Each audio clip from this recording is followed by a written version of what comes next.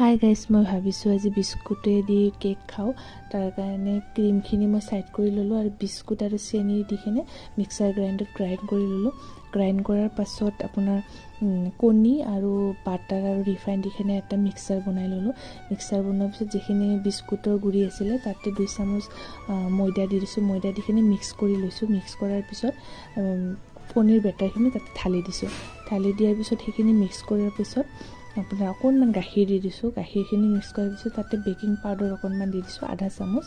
তাৰপিছত টিফিন এটা লৈ তাতে অকণমান ৰিফাইন লগাই কাগজ এখন দি কিনে তাৰ ওপৰত বেটাৰখিনি ঢালি দিছোঁ আৰু ক্ৰীমখিনি যে আছিলে সেইখিনি অকণমান ছটিয়াই দিছোঁ।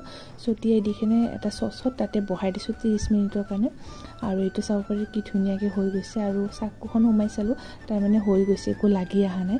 আৰু বহুত ধুনীয়া, এইটো চাব পাৰি বহুত ছফ্ট হৈছিল। ক্ৰীমখিনিও ইমান ধুনীয়া দেখা পাই আছিল, বহুত ভাল। আৰু খাই কিনেও বহুত ভাল লাগিছিল, ছফ্ট হৈছিল।